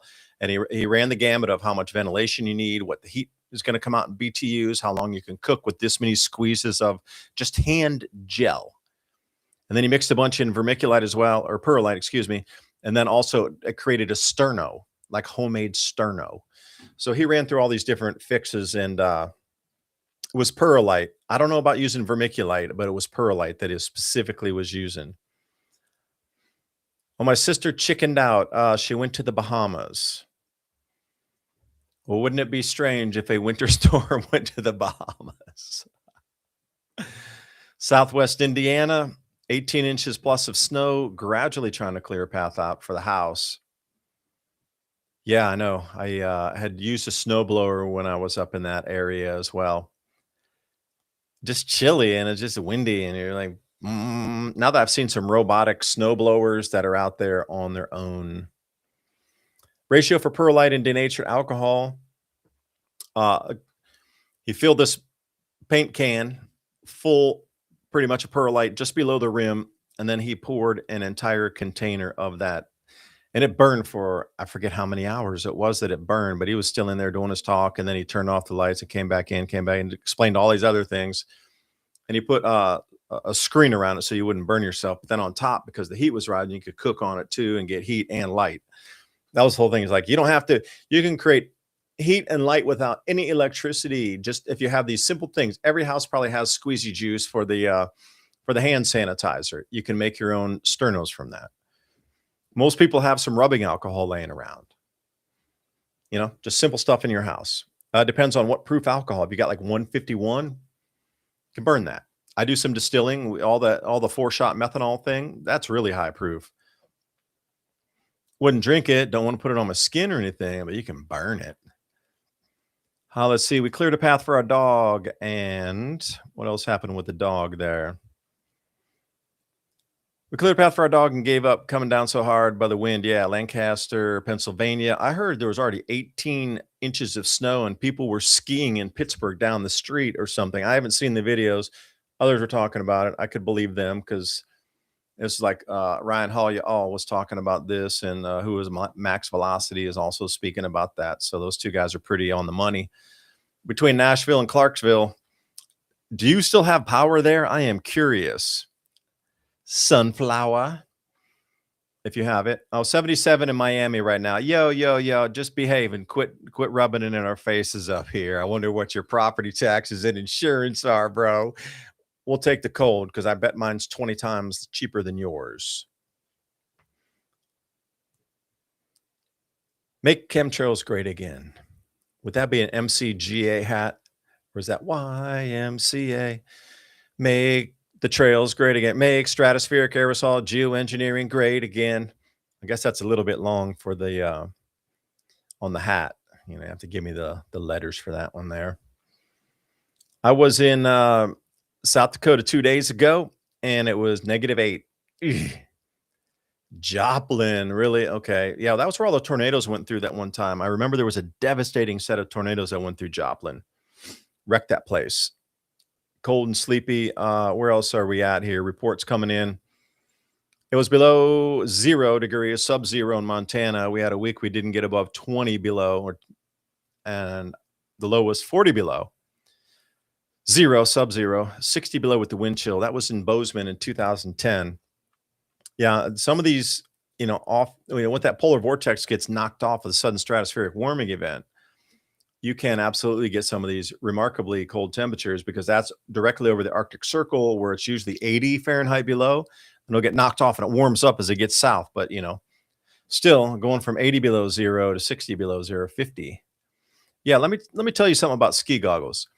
I was out yesterday and it was blowing wind and this group hell started, which is like snowflakes that are round and they're sort of icy, but they're still white. And it was pelting me in the eyes. And I had to get my goggles on and go outside. And you can't drive a four-wheeler in that stuff either. Goggles. Fire risk. I really got them for the fire because the smoke and the ash and like the embers blowing, right? You want to be able to see where you're going. That's the whole thing about it. Filled cans of gasoline in -4 Fahrenheit windy. It was rough. Yeah, I know. And I wonder how many people were, scrambling for petrol as well yesterday. Let's see. Reminds me of the snow. Slim Shady, be safe out there. Cat litter. Yeah, that's a good one too. If you don't have perlite as a secondary, you could use cat litter and put your denatured alcohol in there, or put your hand gel, as I heard it called, squeezy juice, in there and mix it up. And then you get a homemade sterno. Please be careful with fire risk. You better have a fire extinguisher around, but there's many things around your house that you could make to heat. And if you have a muffin tin handy, you're going to destroy it because that heat is going to burn it. But it's better that than something else. And if you put hand sanitizing gel in each of those 6, 8, 12 cups or whatever, light them on fire, you got just a massive heat source there. And that burns blue too. Also, you could put an individual candle, those floating candles. You could put one of those small candles in every single one of those and light all 12. And you got a heat source and a light source contained within, because that wax will be within the aluminum anyway, and then it'll be inside the tin. So you could walk around with 12 of those and they won't blow out either. And you can bring a huge light source and heat source. 12 candles, man, that's a lot of heat. That's a fire risk too. So please be careful. Let me see here. The Inuit here have over 200 words for snow. In Hawaii, they have 100 different varieties of lava as well.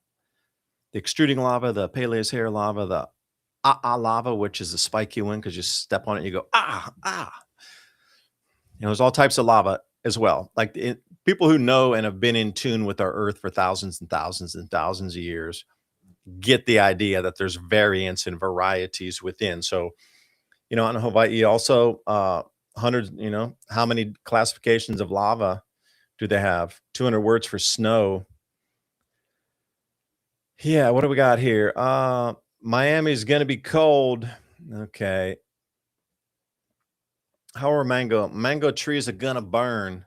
Well, that's why they get out and they start the fires in the orchards, and our fruit trees are not going to die, hopefully. We don't have mangoes. We only have plums, apples, pears, and peaches. That's it. We've got 140 trees that have survived over the last 5 years. So we're trying to replace continually. We got all the grapevines up and down the fence. We got, 300, about 450 feet of grapevines up our fence. Some of them are small. They might die off underground and then regrow again. But let's see, April Fool's storm. Yeah, and the children's storm too in 1888, I think it was. The storm was so ferocious in the blizzard that people got lost in their own front yards and couldn't make it home. Apparently, it was a certain type of ice pellet that made a shape like a needle, and people were getting blinded and like pierced through their skin, and the temperature dropped so fast that the accounts where people were lost in their front yards and people just died right in front of their house and they couldn't even get home onto their porch. Right, bro? If I am just feet from my porch, something catastrophic has to happen where you can't get to your home. Hope my 13 pecan trees will be okay. They feed a lot of squirrels. Now, pecan trees, they're already in dormancy anyway. It's not like this storm's happening in the middle of July. Like your trees are already pretty dormant anyway, depending on how far south you are.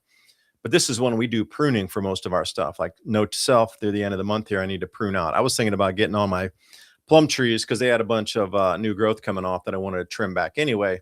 If the ice had gotten on there, it would have bent it down. But I know my trees aren't going to die. They're already in hibernation for the season here. Yeah, plumbers will be busy. I totally agree. Let's see. What about the AI? They didn't break out the AI to help us. Well, supposedly a lot of these models were being run by AI. These were AI run models. So I don't know what that entails or means for us here. Let me switch charts. Let's see what kind of let's see if we can go to the precipitation and oh, there we go. Let's go total snow totals on that. And we're going to wide out to a different region here. Let's just go to the eastern US on this. And we'll run the model and see where it takes us. I'll speed it up just a little bit here. So you're looking at your snow totals coming in for the next few days. I'm not even going to include Florida because they're not going to get snow.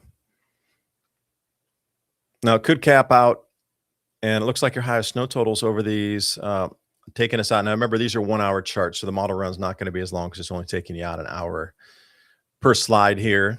But you can see the same thing. Vermont, New Hampshire, Maine, that sort of area is really going to get, and all of New York coming down in there. So let's get into a few more comments. 3 degrees below 0 Fahrenheit tonight is the Arkansas central temperatures. Yep. Got a friend living in Ryan, shout out if you're listening, who was giving me some guidance and updates because I was trying to ping on the ice storm here, and he was giving me a lot of goes, okay, so the mic's on apparently. 5x5. Thank you so much for the update. Somebody had said that my mic wasn't working, that they didn't hear me. Hardwood season, absolutely correct. You do not want to be burning pine or any kind of softwood in your stove or furnace. No. We have this one kind of special wood down here in the Southeast called hackberry wood. I love it because it has a yellow candle glow color. Burns super hot, yellow candle glow color. And it's harder to find. It used to be kind of common wood around here in East Tennessee, Southeast Tennessee. There's just one old dude. He's like 90 years old. He just stacks cords of wood out all day long everywhere. He works with the electric company and then also companies who are developing land, and he buys their wood. Like hackberry wood's not a commercial wood. People don't want it. They would burn it anyway. He has them cut it up, bring it by, pays them an overage on it. And he just got heaps of the craziest good wood. He's got hickory wood, got oak, black oak, got white oak. He's got the hackberry. I said, you just different things that are difficult to find as hardwood burning materials. It'd be rather expensive in other places too to buy like seasoned dried hickory wood for burning. And I'm not talking hickory for smoking in a smoker, like you buy a little bag of chips. I'm talking logs already cut for you. But if you hadn't heard of hackberry wood, see if you can seek it out at your local wood dealer, or the old 80 or 90-year-old dude that cuts it by himself and leaves it on the side of the road on the property. You stop back in, they load up the back of your truck, you give them your money, and then you're on your way. Cash only, silver only. Thanks for your business. That's the way it's still done down here. Oh, you got 275 a cord? Not even close here. It was, I think we got that hackberry wood, although I did buy it a couple years back, and I think it was $120, 120 for that. Yeah, cord dry. And so this is the whole thing. Inflation is starting to wreak havoc everywhere. Food's going up in price. Electrical prices are going up in price. Home insurance up. Insurance is up. Everything is just skyrocketing through the roof in a hyperinflationary sense. And even firewood's going up in price, if you can believe that. So like the prices of firewood have doubled since I got my cords, plural, of the hackberry. But keep in mind, we got wood dropping in our forest all the time. I go out with my small chainsaw and I'll cut up a bunch of logs myself We got a heap of white oak that dropped this last year. The guys, Mennonite guys, come over, Amish guys, and use handsaw, and they got enough to build a barn out of the stuff that fell down. They left the remnants for me. They pulled it out of the forest with their horse, and I've been able to cut it up in my field. So I got at least a couple cords of just white oak of fallen trees of the, you get a nice size, or you can cut it and have whatever, listen bigger like this. But apparently they were telling me the trees were about 130 years old. And for them, it was really, really valuable because the density of the wood, like this is it. When they put their barn together, they put it together and they want wet wood because when it dries and cures, it locks. The fibers lock together, and they're using like wood pins with these they drill through and they use wood pins to pound it in, and then everything locks in place because they want it wet when they build it. He's like, man, this barn's going to last us 200 years. I was like, awesome. I'm glad it didn't just rot on the forest floor, that somebody could use it.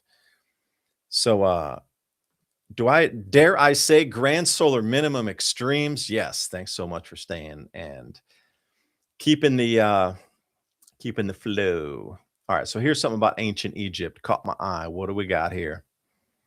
Ancient priests account via Herodotus, who also talked about the Eye of Africa, and what would that be? Atlantis. Just saying. Who covers that a lot? David Stig Hansen. He's been out to the Eye of Africa. A friend of mine, known him for years, more like almost decade and a half now. He talks about Herodotus a lot in his research when he's looking at the pillars of Hercules and these sort of things in Morocco and that sort of thing.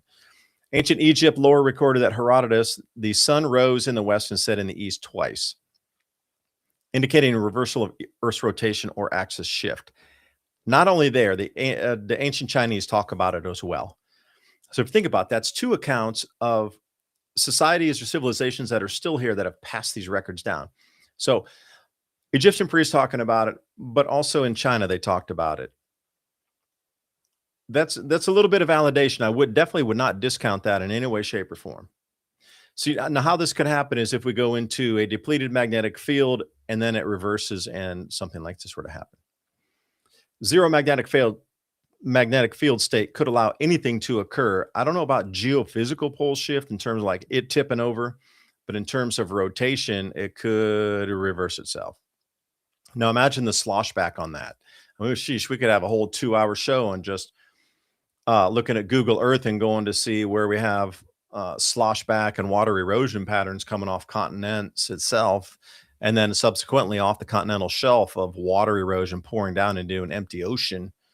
One ocean empties, the other one comes the other direction, and it just pours off the continental shelf, leaving the same watermarks that we see on the Sphinx with water erosion some 20,000 years ago, Dr. Schock's work. Well, let me see what we got here. Plato's statesman, Greek. Plato describes a time when the sun and the stars reversed their courses, resting where they are now, set allegorically representing a pole flip that altered celestial paths. Now, what's interesting, though, if it altered it that much, then the precession of the equinox was also recorded for the last, say, 12,000 years, wouldn't fit any longer. So I don't think it was a tip over pole. It might have been a rotational reversal. And something didn't do like Hapgood's, crustal displacement theory, where it rocked off, or Antarctica might have been near the equator and then got pushed further south. I think most of these accounts just look at a simple reversal happening in terms of rotation, not a pole actually geophysical rotating flip where the North Pole suddenly becomes the equator. Now, I know that's happened at least once before because Antarctica was in a very tropical, if not equatorial zone, and now it sits at the bottom of our planet.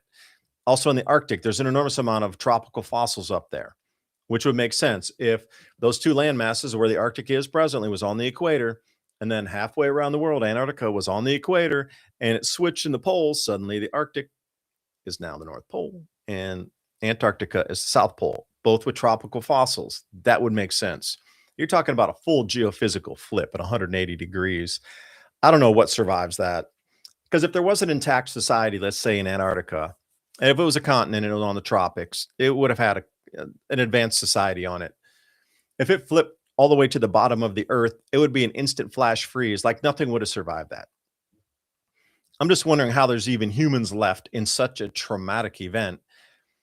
There would only be a few thousand people left on the planet at something. They would just have to be in the right place, in the right cave, in the right trajectory, in the right, then holding on and didn't get crushed by the rocks and didn't get swept away by the floods and didn't get ripped apart from the electric discharge. And they're just like so many variables that would have had to been just the luckiest person on earth, literally, to survive such a catastrophe. And catastrophe is like an understatement, not even a word to use in something like that. So, did anyone watch the Daytona 24-hour race today? No, I didn't. Everybody's really busy trying to survive right now. I did watch Alex climb Taipei 101, though, having lived in Taipei. That thing's way hella up there, and I was just so shocked that he was able to get all the way up there, because you could see when he was getting near the spire up there, the wind was just blowing, and you could see his shirt in the wind. I encourage everyone. It's just kind of just scary watching him climb up there. Everybody in each window was waving out, "Hi, Alex. Hi, Alex." Going up there. Shoveling is an Olympic sport. Hey, why don't you come and train at my house? I could put you to get you some free training. All right, so let's see what else we got going on here. Let's zoom through the comments. I think I'm going to wind it down in just a couple more minutes here. Wheat prices haven't spiked yet. Out of here on our COMEX, or not the COMEX exactly, but the CME on the bulk on that, because we control artificial pricing just like they do with silver. Do you think they're going to let the food prices run away if they can absolutely avoid it? When you're going around the rest of the planet, though, food prices are very different than they are here. And I hear my dog barking out there. 1 million outages. Yeah. Let's check back here. Thank you, everybody, for joining me tonight. I have not been on YouTube. I'm streaming off of Restream here, checking out the different things. So thank you for the super chats as well. Thank you so much. Appreciate that. Let me jump up one more time over onto the electric chart here, and we'll see what it is turning into. Wait, we're on YouTube. Let's turn it back. Here we go. Have the electrical outages increased? I'm not sure. I need to refresh the page. Loading map data. Oh, yes. Electrical reconnection has occurred, because remember, Tennessee was over 10% when we started the broadcast. Now it's down to 8%. But I'm going to say these areas around in Davidson County, they're still at 87%. Like, even that's been, a fair minute, and it's dropped from 88% down. It's dropped maybe 1% in the last 30, 40 minutes. So it's going to take a minute to get back on. But here's the big one. Johnson County is still at 100% out. So I don't know what's happening up there. They have not repaired even one iota of percentage out of that. All eyes are going to be on Davidson County. They need to get Nashville up and running again, at least in terms of power, so people can heat their apartment buildings. And by the utility, I don't see anything for Fort Loudoun down here, Tri-State County, Middle Tennessee.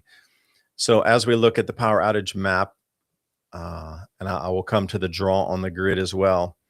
So there, I think it's going to probably be your final. Although through Pennsylvania and New York, you're going to get a lot more power outages from the snows that are coming in there. But if I could jump back to the IEA page for just one last look, the TVA, let's see if their grid has jumped from 23,000 megawatt hours up. So it was up 2%, and we'll see if there's any more draw on the grid. No, barely. Still at 23,000 megawatt hours. Somebody asked about Duke Energy earlier. Remember, it was around 21,000. So if it increases on the load, if they get reconnected to the grid after the storms in the mountains, this should increase from 21,000 megawatt hours up. Oh, it's still around 18. 0% from the prior hour, which means nothing's been fixed and there's no new reconnectivity to the grid, because that would increase on an hourly rate for those that are trying to heat their homes. And if we look down here at SoCo, give me the wide view on that. We get the Mississippi areas that were down, the whole border there at Memphis, that area, no data. Why is there no data? See, this is an unusual one for me. Something like this with such a large power provider with no data to show you if there's a grid load increase or not. That's suspect right there. They're having such an outage across Mississippi, parts of Louisiana, into southern Tennessee, and on into Alabama, that something's wrong with their data stream here. See, it's showing a little bit. What do we like at Southeast Power Administration, forecast demand? I don't know. So you can see it's powering up, and suddenly we're gone back to almost to nothing. So I don't know. You tell me why the data's not there. I mean, we're supposed to have AI, right? Let's kick back on the temperatures one more time here. So if we're going total, let's see if we can get a different preset moisture look at this here. Let's go with the 10-to-1. This is a ratio. Okay, there we go. So this is snow liquid ratio at 10-to-1, which is the average. It could be, sometimes it's high. It just depends on how thick it is, literally. How fluffy or how dense the snow is. That's what it's all about. We're going to stay on the NAM model. But if I move models over, if I went on global or let's go to GFS or something like that, that'll definitely increase. Yeah, there you go. So that NAM model I like the best. So this will give us total snowfall for this area here. And I don't think any more of the warnings have come up in terms of NOAA weather here. Let's share this tab and I'll see if there's any more warnings that have changed. Let me refresh this first and see if we got anything new. I've been glued to these screens for days, so I can even see like one or two pixels that have changed in terms of color. Yeah, we got some warnings down here coming off of, say, southern Georgia. Oh, severe thunderstorm risk and the cold snaps. Okay, well, that pretty much remained the same. They didn't do much of that, did they? Let's go back again here. One more check down. Okay, there's some new warnings coming out of South Carolina and Georgia. We're going to share this tab. This is a new warning that just popped up here on the cone, and it is going to be severe thunderstorm warning, ice storm warnings, all in one single day. You thought you'd never see that chart, huh? Freeze watches. This is a basket of nastiness right here. How strange is that you would see something like this in South Carolina, of all things. Like, look how many warnings are just wrapped around. This is such a rare view. You just don't see this montage of colors generally sandwiched together like this. Just kind of rare. And if we were to go to, let me see, right down in the corner of Tennessee, I thought they had another one that had come off and been maybe it's going to be this one here. Maybe not. Weather story coming in. No, I saw one that had 4 different colors in on it with the winter storm warnings, and I had never seen a chart like that. I did screen grab it, saved it for the video later today, but I don't have it to show for you here live. But if we go back one more time, let's take a look at the snowfall totals. So those of you in the Northeast, see if I can't find you a region map for this, because down in the Southeast here, we're kind of done with all that. Oh, here you go, Northeast U.S. How convenient. All right, so let's roll the model here. So any of you up around, let's say Virginia going north, this is your forecast out here. And it does look like the green's going to get into a couple feet all around here, all the way through New York. But when you get down into like Delaware, Maryland, etc., it still stays, Washington, D.C., still staying around that 6-inch, 5 to 6 inches. It hasn't deviated at all from that. It's been the same. So here we go. That was an update from the model. So when it does that, it's updating each time. I like the NAM model because it's always consistent, the NAM model. And it updates every hour as it's moving forward. So thank you so much for staying with me. That's all the warnings that I have for you here. Let me see what it says. Website, Mr. Mission CRL, critical. Mr. Mission critical. About 20 gallons of gas for the chainsaw, just in case. And no, I didn't use or maintain my chainsaw, but I have a neighbor who does. Also, you're going to need the bar and chain oil with that. So just having petrol for your chainsaw is not enough. You're going to be running like a 40-to-1, 50-to-1 mix on it. So you're going to need your bar and chain oil in addition to your 2-stroke mix. You need all 3. Your chainsaw, you'll burn off you're going to burn the chain and the blade on that if you don't have any oil coming in there. Although if it's really, I'm going to say one thing, if it's really, really, really, really cold, you can use Wesson oil. I know the dudes way up in Oregon, Washington use Wesson oil in the winter, but they can do that. We can't get away with that down here. I tried it once, never will do it again. Damaged a little bit of my blade doing that. the bar got, I don't know, it just wasn't lubricant. The viscosity wasn't enough. My bar had some problems after that. You can use Wesson oil in a pinch in an extreme cold situation like that. That would fit. But you got to remember, please remember, you got to have your mixing oil with it too.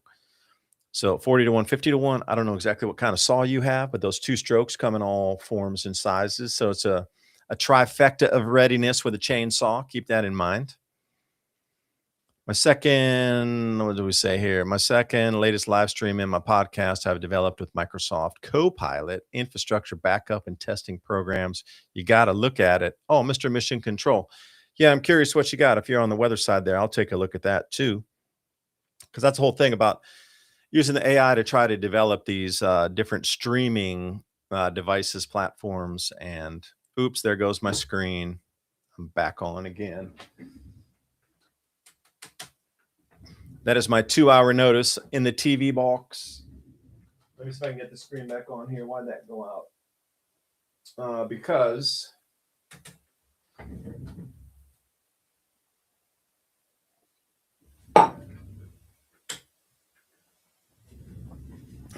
I got it on a 2-hour timeout timer. So thank you for joining me. It's been exactly 2 hours.